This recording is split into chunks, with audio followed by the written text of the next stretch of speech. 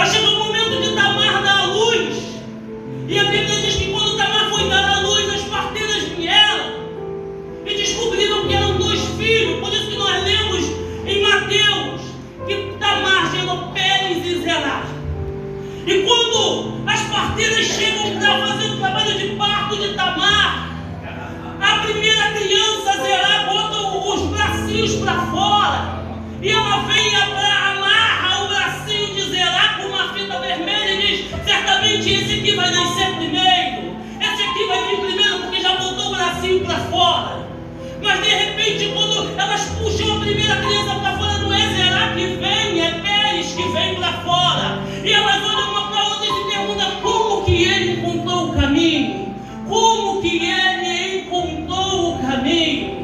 O que elas não estavam entendendo era que o Senhor tem os planos deles e os processos deles e a maneira dele agir. E o Senhor foi no ventre de Tamar e começou a fazer um reboliço. Quem não era para estar, agora estaria. Quem não encontrava o caminho, agora estava encontrando o caminho. Aquele filho estava colocando Judá na linha da promessa de Cristo. Era o filho que estava pegando Judá, que estava fora dos caminhos do Senhor. E colocando: eu estou te colocando agora, Judá, no caminho que vai chegar até Cristo. Aleluia. Aquele que encontra o caminho, aquele que encontra o caminho, o Senhor vai começar a fazer reboliços. O Senhor vai começar a fazer reboliços no seu interior, no teu ventre.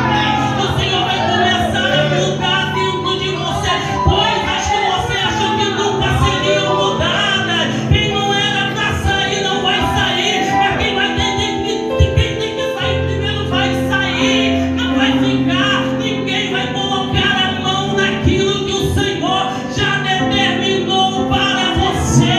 O Senhor disse a você. As pessoas podem até ter marcado já alguém e já haver cartas marcadas, mas o Senhor disse: é para você, é para você. Você vai encontrar o caminho, você vai encontrar o caminho, você não deixa de ver, você vai encontrar o caminho.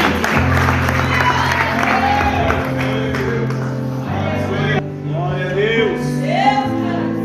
Aleluia. Glória a Deus. Santo Deus. Judá passa um momento de fome com a sua família e vão para o Egito. E no Egito eles encontram quem? José. E José já é governador. E eles não reconhecem José, mas José reconhece. Ou reconhece. E José cria uma situação em que eles prendem Benjamim. Em que ele prende Benjamim e diz: olha, agora Benjamim vai ficar aqui escravizado no Egito por causa de algo que vocês cometeram. E ele diz: olha, não vou devolver Benjamim, que era o filho mais novo de Jacó, e ele vai ficar aqui comigo. E todos os irmãos se calam. Mas a Bíblia diz que nesse momento Judá se posiciona e olha para José, que ele não sabia que era José, e diz: eu não posso deixar meu irmão ficar aqui escravizado, porque o meu pai ama mais o meu irmão do que ama a mim. E se eu deixar ele aqui, meu pai vai morrer. Então eu prefiro ficar como escravo no lugar do meu irmão, para que meu irmão retorne à casa do meu pai. Só que outrora o Judá tinha vendido o irmão como escravo. Mas agora Deus transformou o interior dele, os sentimentos dele. E agora, com os sentimentos transformados, ele está se entregando no lugar do irmão. Agora ele não tem mais a preocupação que se o pai ama mais o irmão do que ama ele. Ele está se entregando pelo irmão. Ele está tendo os mesmos sentimentos de Cristo. Por isso que o livro de Filipenses diz: de sorte que haja em vós o mesmo sentimento que houve em Cristo Jesus. O Senhor, ele vai começar a mudar nossos sentimentos e as nossas emoções. Para que venhamos ser gratos, é preciso que o Senhor transforme os nossos pensamentos, os nossos sentimentos e as nossas emoções.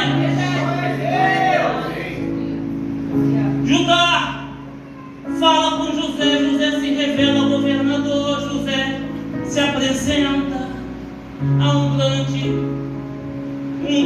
grande reconciliação entre eles. Mas Judá sabe que o pai não o ama como ama José, não ama como ama Benjamim. Ele olha para José, José se tornou governador e ele foi o filho que mais trouxe vergonha, foi o filho que mais trouxe problema. Mas agora ele tem uma mente transformada, agora ele tem um interior transformado. E por mais que ele não chegue a governador e não seja tão bem sucedido quanto o irmão, ou talvez ele não alcance o amor do pai que ele gostaria, mas dentro dele se acendeu uma luz que ninguém pode apagar. Dentro dele o Senhor fez algo que ninguém iria mudar. E o que o Senhor começou a fazer nele iria mudar a história de toda a sua tribo, de toda a sua linhagem, de toda a sua geração. E chegou um momento em que Jacó reúne todos os filhos e diz: agora é o momento que eu vou liberar a bênção sobre um dos meus filhos. E eles valorizavam mais a bênção paternal do que heranças materiais. Eles não valorizavam carro, eles não valorizavam casa, terras. A maior herança que um pai poderia deixar para um filho era a bênção paternal. E a herança todos esperam que vai para José, porque José é o filho mais bem sucedido, José é o filho que mais deu orgulho, José é o filho de confiança. Mas abre a sua Bíblia comigo em Gênesis capítulo 49.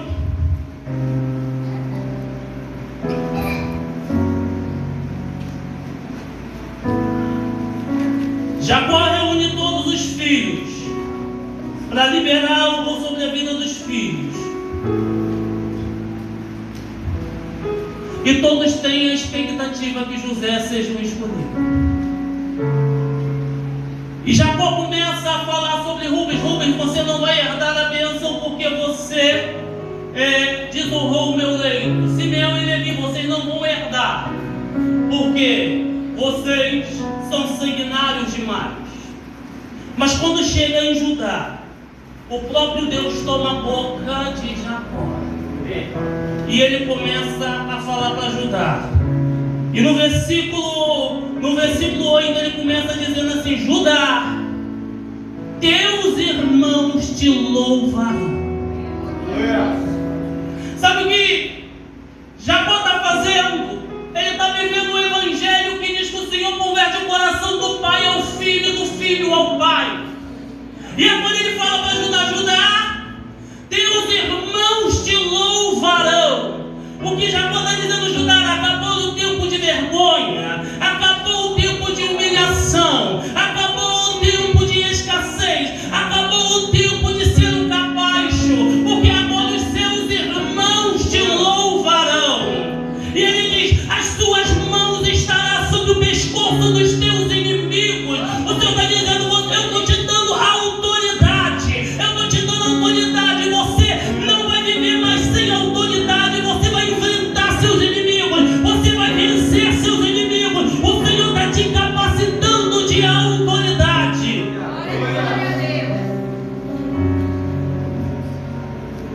Glória a Deus. Glória a Deus. Os filhos de seu pai se encurvarão a ti.